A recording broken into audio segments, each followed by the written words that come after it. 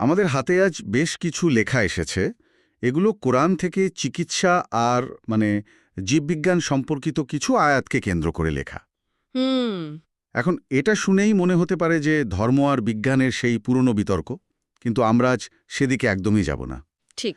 আমাদের আজকের আলোচনার লক্ষ্যটা একটা কেন্দ্রীয় প্রশ্নকে ঘিরে, আচ্ছা। যে প্রায় ১৪০০ বছর আগের একটি ধর্মগ্রন্থ স্বাস্থ্য এবং সুস্থতাকে কিভাবে দেখেছে, এমন একটা সামগ্রিক দৃষ্টিকোণ থেকে যা আজকের দিনে হলিস্টিক ওয়েলনেস নামে পরিচিত। একদম। আমরা শুধু দেখব না কি বলা হয়েছে, বরং বোঝার চেষ্টা করব কেন এই বার্তাগুলো আজও এত প্রাসঙ্গিক। ঠিক তাই। আজকের আলোচনাটা কিন্তু কোনো কিছু প্রমাণ বা আম, অপ্রমাণ করার জন্য নয়, না না, বিলকুলই না। বরং এটা একটা দৃষ্টিভঙ্গি বোঝার চেষ্টা। এই লেখাগুলো অনুযায়ী এখানে স্বাস্থ্য মানে তো শুধু রোগমুক্ত থাকা নয়, না। এর সাথে জুড়ে আছে আমাদের শরীরের গঠন, আমরা কি খাই, কিভাবে চলি, এমনকি অসুস্থ হলে আমাদের মানসিক অবস্থা কেমন হওয়া উচিত, এই সব কিছু। সব মিলিয়ে একটা পূর্ণাঙ্গ চিত্র। হ্যাঁ, আমরা এই পুরো বিষয়টাকে একটা গল্পের মতো করে সাজিয়েছি। গল্পের শুরুটা হবে মানবদেহ তৈরির যে নকশা বা ব্লুপ্রিন্ট সেটা দিয়ে। দারুণ একটা শুরু। তাহলে চলুন এই ব্লুপ্রিন্টটা দিয়েই আলোচনা শুরু করা যাক। হুম। আমাদের সোর্সগুলোতে প্রথমেই মানবভ্রূণের বিকাশের কথা বলা হয়েছে।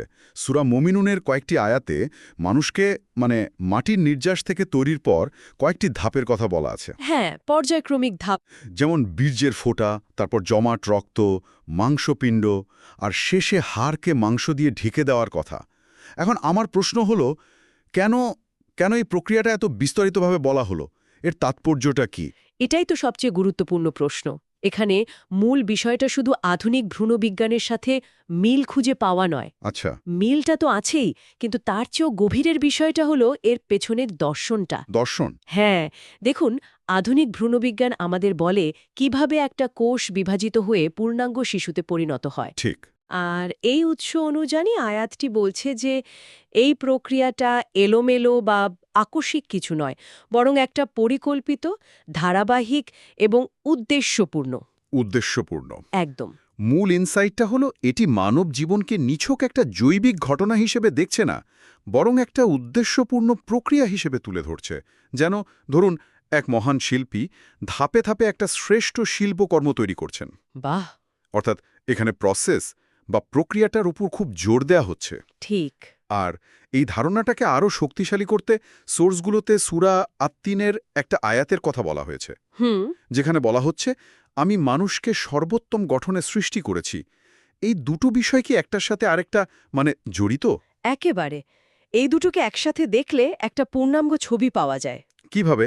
একদিকে সৃষ্টির সেই সূক্ষ্ম প্রক্রিয়া, আর অন্যদিকে সেই সৃষ্টির চূড়ান্ত রূপ, যা হলো সর্বোত্তম গঠন। আচ্ছা। বার্তাটা হলো এই যে আমাদের এত জটিল আর নিখুঁত শরীর, এটা কোনো আকস্মিক ঘটনা নয়, বরং একটা অত্যন্ত সূক্ষ্ম এবং পরিকল্পিত প্রক্রিয়ার ফল। এটা মানবদেহকে একটা একটা অসাধারণ মর্যাদা দেয়। জীববিজ্ঞানের দৃষ্টিতেও তো মানবদেহ এক বিস্ময়কর যন্ত্র। একদম।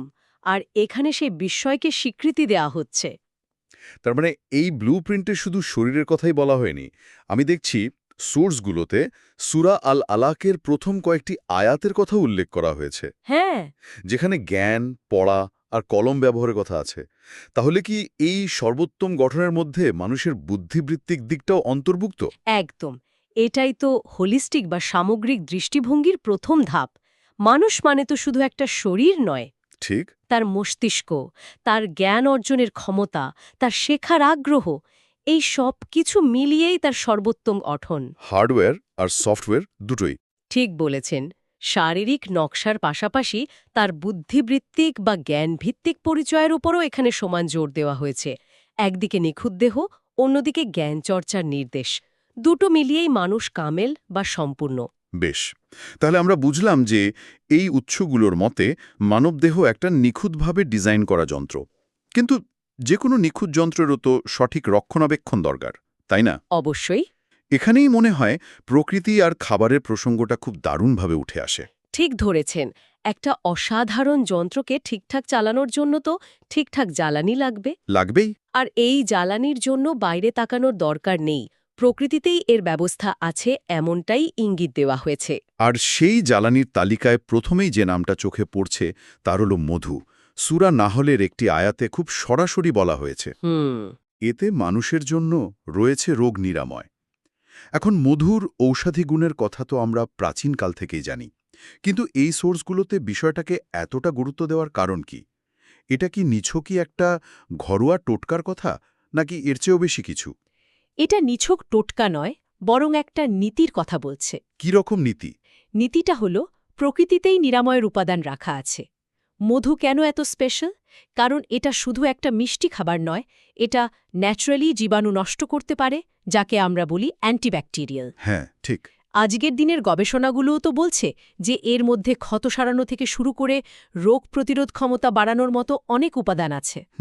আয়াতটা যখন সরাসরি বলে রোগ নিরাময়, তখন এটা প্রকৃতিকে একটা ফার্মেসি বা ঔষধালয়ের সাথে তুলনা করে। দারুণ অ্যানালজি। কিন্তু এই ফার্মেসিতে তো শুধু মধুর মতো সুপারফুড নেই। না, সোর্সগুলোতে খেজুর বা জলপাইয়ের মতো খুব সাধারণ খাবারের কথাও এত গুরুত্ব দিয়ে কেন উল্লেখ করা হলো?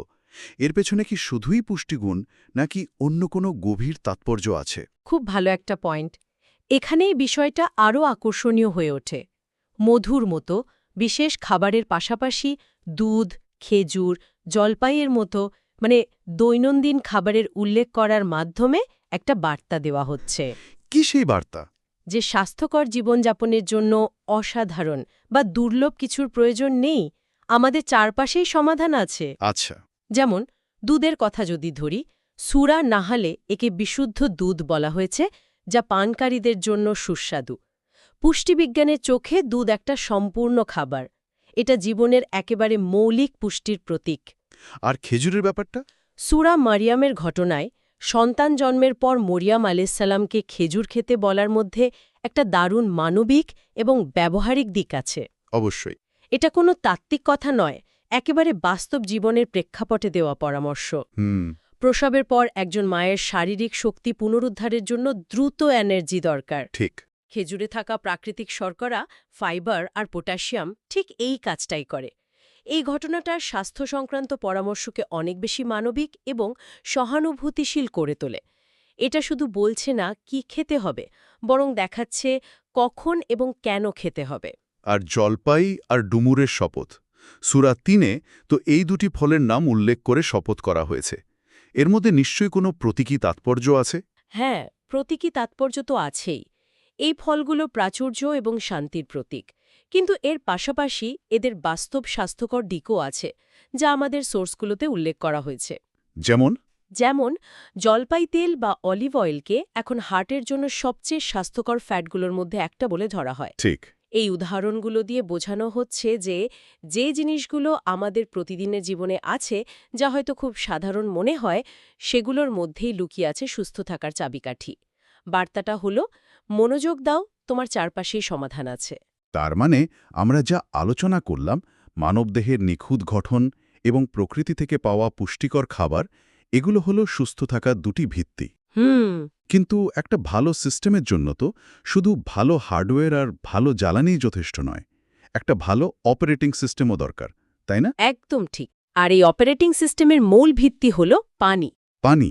সোর্সগুলোতে নির্দিষ্ট খাবারের বাইরেও কিছু মৌলিক স্বাস্থ্যনীতির কথা বলা হয়েছে, যার শুরুতেই আসে পানি। যেমন সূরা আম্বিয়ার একটি আয়াতে বলা হয়েছে, আমরা পানির মাধ্যমে সকল জীবন্ত বস্তু সৃষ্টি করেছি। এটা তো একটা বিরাট বৈজ্ঞানিক বক্তব্য। আজকের জীববিজ্ঞান তো এটাই বলে যে জীবনের উৎস পানি এবং জীবন্ত কোষের প্রায় পুরোটাই পানি। ঠিক। এই কথাটার উল্লেখ এখানে কেন এত গুরুত্বপূর্ণ? কারণ এটা পুরো স্বাস্থ্য ব্যবস্থাকে প্রকৃতির এক মৌলিক সত্যের ওপর দাঁড় করিয়ে দেয়। এটা জীবনের প্রতি এবং জীবনের উৎসের প্রতি একটা গভীর সম্মানবোধ তৈরি করে। আচ্ছা। নির্ভরশীল তখন পানির গুরুত্ব এবং এর পরিমিত ব্যবহার সম্পর্কে আমরা আরও সচেতন হই। এটা স্বাস্থ্যকে একটা বৃহত্তর ইকোলজিক্যাল বা পরিবেশগত প্রেক্ষাপটে স্থাপন করে। আর যদি পানি হয় জীবনের উৎস, তাহলে পরিচ্ছন্নতা নিশ্চয়ই সেই জীবনকে রক্ষা করার উপায়। একদম। সোর্সগুলোতে তো পরিচ্ছন্নতার উপরও খুব জোর দেওয়া হয়েছে। যেমন সূরা বাকারার একটি আয়াতে বলা হয়েছে, আল্লাহ পরিশুদ্ধদের ভালোবাসেন। ঠিক। এই অপারেটিং সিস্টেমের দ্বিতীয় গুরুত্বপূর্ণ অংশ হল পরিচ্ছন্নতা বা হাইজিন। এখানে পরিচ্ছন্নতা শুধু একটা বাহ্যিক কাজ নয়, তাহলে কি? এটাকে স্বাস্থ্যবিজ্ঞানের সমার্থক হিসেবে দেখা হয়েছে। এটা একটা প্রতিরোধমূলক ব্যবস্থা। Preventive measure. হ্যাঁ, আজকের দিনে আমরা জানি বহু রোগ ছড়ায় অপরিচ্ছন্নতার কারণে। এখানে সেই ধারণাই দেওয়া হচ্ছে, শুধু অসুস্থ হলে চিকিৎসা নয়, বরং এমনভাবে জীবনযাপন করো যেন অসুস্থই না হতে হয়। এটা একটা প্রোঅ্যাক্টিভ হেলথ কেয়ার মডেল। এর সাথে তো খাদ্যাভ্যাসের নিয়মও জুড়ে দেওয়া হয়েছে, তাই না? যেমন স্বাস্থ্যকর খাবার খাওয়া এবং অপচয় না করা। হ্যাঁ, সোর্সগুলোতে সূরা বাকারা এবং আরাফের আয়াতের কথা বলা হয়েছে, যেখানে হালাল বা স্বাস্থ্যকর খাবার খাওয়ার এবং খাওয়ার ক্ষেত্রে সীমা লঙ্ঘন না করার কথা আছে। সব মিলিয়ে অপারেটিং সিস্টেমটা দাঁড়ায় এরকম: জীবনের ভিত্তি হলো পানি, একে রক্ষা করার উপায় হলো পরিচ্ছন্নতা, আর একে টিকিয়ে রাখার জন্য প্রয়োজন পরিমিত এবং স্বাস্থ্যকর খাবার। সব মিলিয়ে একটা ভারসাম্যপূর্ণ জীবনযাপনের পূর্ণাঙ্গ নির্দেশনা। আমরা এখন পর্যন্ত যা আলোচনা করলাম তার সবই শারীরিক এবং বস্তুগত বিষয়: শরীর, খাবার, পানি, পরিষ্কারতা। কিন্তু যখন এই সব কিছুর পরেও মানুষ অসুস্থ হয়, তখন আমাদের সোর্সগুলোতে এই পরিস্থিতি নিয়ে একটা অন্যরকম দৃষ্টিকোণ তুলে ধরা হয়েছে, যা আরোগ্যের দর্শনের সাথে সম্পর্কিত। সূরা আশ-শুআরার একটি আয়াতে বলা হচ্ছে, আমি অসুস্থ হলে তিনিই আল্লাহ আমাকে আরোগ্য দেন। হ্যাঁ, এই কথাটা শুনে আমার মনে প্রথম যে প্রশ্নটা আসে তা হলো, এটা কি তাহলে ডাক্তার বা চিকিৎসার গুরুত্বকে অস্বীকার করছে? এটা একটা খুবই স্বাভাবিক এবং গুরুত্বপূর্ণ প্রশ্ন। কিন্তু উৎসটির ব্যাখ্যা অনুযায়ী বিষয়টি ঠিক তার উল্টো। উল্টো? হ্যাঁ, এখানে চিকিৎসা এবং আরোগ্যের মধ্যে একটা সূক্ষ্ম কিন্তু গভীর পার্থক্য করা হয়েছে। চিকিৎসা আর আরোগ্য? দেখুন, চিকিৎসা করা, ওষুধ খোঁজা, জ্ঞান বিজ্ঞান ব্যবহার করে রোগ সারানোর চেষ্টা করা, এটা মানুষের কাজ, তার দায়িত্ব। কিন্তু চূড়ান্ত যে নিরাময় বা আরোগ্য, অর্থাৎ শরীরের ভেতর থেকে সুস্থ হয়ে ওঠার যে প্রক্রিয়া, সেটাকে ঐশ্বরিক কৃপা হিসাবে দেখা হচ্ছে। বিষয়টা আরেকটু সহজ করে বুঝিয়ে বললে ভালো হয়। ধরুন, আপনার হাত কেটে গেল। আপনি সেখানে অ্যান্টিসেপটিক লাগালেন, ব্যান্ডেজ করলেন। এই পুরোটা হলো চিকিৎসা, যা আপনার প্রচেষ্টা। ঠিক। কিন্তু এরপর আপনার শরীরের কোষগুলো বিভাজিত হয়ে রক্ত জমাট বেঁধে নতুন চামড়া তৈরি করে যে ক্ষতটা সারিয়ে তুলবে, সেই অভ্যন্তরীণ প্রক্রিয়াটাই হলো আরোগ্য। আচ্ছা আচ্ছা, এবার পরিষ্কার হলো। এই দর্শন অনুযায়ী মানুষের কাজ হলো সর্বলু চেষ্টাটা করা, আর বাকিটা প্রকৃতির বা সৃষ্টিকর্তার হাতে ছেড়ে দেওয়া। এটা আধুনিক চিকিৎসায় প্লেসিবো ইফেক্টের ধারণার সাথে কিছুটা তুলনীয়। প্লেসিবো ইফেক্ট মানে যখন একজন রোগীর বিশ্বাস বা মানসিক অবস্থায় তার সেরে ওঠার ওপর সরাসরি প্রভাব ফেলে, এমনকি যখন তাকে আসল ওষুধও দেওয়া হয় না। ঠিক তাই, এখানেও বিশ্বাস আর মানসিক শক্তিকে নিরাময়ের একটা জরুরি অংশ হিসেবে দেখা হচ্ছে। এই দর্শনটা রোগীকে হতাশ হওয়া থেকে বাঁচায়। কিভাবে? সে তার সাধ্যমতো চেষ্টা করে, কিন্তু ফলাফলের জন্য অতিরিক্ত উদ্বিগ্ন না হয়ে একটা বৃহত্তর শক্তির উপর ভরসা রাখে। এতে তার মানসিক চাপ কমে, যা আরোগ্য প্রক্রিয়াকে ত্বরান্বিত করতে পারে। দারুণ। সুতরাং এটা চিকিৎসাকে অস্বীকার করছে না, বরং চিকিৎসার সাথে একটা আধ্যাত্মিক এবং মানসিক স্তর যোগ করছে। নিরাময় এখানে একটা সামগ্রিক প্রক্রিয়া, যেখানে মানুষের প্রচেষ্টা এবং বিশ্বাস দুটোই জড়িত। তাহলে এই পুরো আলোচনা থেকে আমরা কি পেলাম? আমরা দেখলাম আমাদের হাতে থাকা এই উৎসগুলোতে কোরআনের আয়াতগুলোর মাধ্যমে একটা পূর্ণাঙ্গ স্বাস্থ্য ব্যবস্থার চিত্র তুলে ধরা হয়েছে। এর শুরুটা হয়েছে মানবদেহের ব্লুপ্রিন্ট বা নকশা দিয়ে, যেখানে তাকে সর্বোত্তম গঠনে তৈরি এক বুদ্ধিমান সত্তা হিসেবে দেখানো হয়েছে। হ্যাঁ, এরপর এসেছে সেই দেহকে সচল রাখার জন্য প্রকৃতির ফুয়েল বা জ্বালানির কথা, মধু, দুধ, খেজুরের মতো খাবারের ঔষধি গুণের কথা। ঠিক। তারপর আমরা জানলাম এর অপারেটিং সিস্টেম সম্পর্কে, যেখানে পানি, পরিচ্ছন্নতা এবং পরিমিত খাদ্যাভ্যাসের মতো মৌলিক নীতি রয়েছে। আর সবশেষে যখন এই সিস্টেমে কোনো সমস্যা দেখা দেয়, তখন আরোগ্যের একটি আধ্যাত্মিক দর্শনের কথা বলা হয়েছে। এবং চূড়ান্ত বিশ্লেষণ করলে এটাই দাঁড়ায় যে এই আয়াতগুলো বিচ্ছিন্ন কোনো তথ্য বা পরামর্শ নয়, বরং একটি সামগ্রিক স্বাস্থ্য দর্শন। একটা কমপ্লিট ফিলসফি। একদম। এখানে শরীর ও আত্মার ভারসাম্য, প্রতিরোধকমূলক স্বাস্থ্যবিধি, প্রাকৃতিক উপাদানের ব্যবহার এবং মানসিক স্বাস্থ্যের মতো বিষয়গুলো ওতপ্রোতভাবে জড়িত। এটি শুধু রোগ নিরাময়ের কথা বলে না, বরং সুস্থভাবে বেঁচে থাকার একটা জীবন বিধানের কথা বলে। আচ্ছা। উৎসটির শেষেও এই বিষয়গুলো সংক্ষেপে উল্লেখ করা হয়েছে, যা আধুনিক হোলিস্টিক হেলথ বা সামগ্রিক সুস্থতার ধারণার খুব কাছাকাছি। আজকের এই আলোচনা থেকে স্বাস্থ্য ও বিজ্ঞান সম্পর্কে সত্যি একটা ভিন্ন এবং গভীর দৃষ্টিকোণ পাওয়া গেল। এটা আমাদের চিরাচরিত চিন্তার বাইরেও ভাবার সুযোগ করে দিল। এই আলোচনার শেষে একটা বিষয় আমাদের সবার ভাবার জন্য রেখে যেতে পারি। বলুন। উৎসটিতে যেভাবে শারীরিক স্বাস্থ্য, যেমন পুষ্টি, পরিচ্ছন্নতা এবং আরোগ্যের আধ্যাত্মিক দিককে মানে ঈশ্বরের ওপর বিশ্বাসকে একসাথে উপস্থাপন করা হয়েছে, তা আধুনিক চিকিৎসা বিজ্ঞানের ধারণার সাথে কতটা প্রাসঙ্গিক? এটা একটা বড় প্রশ্ন।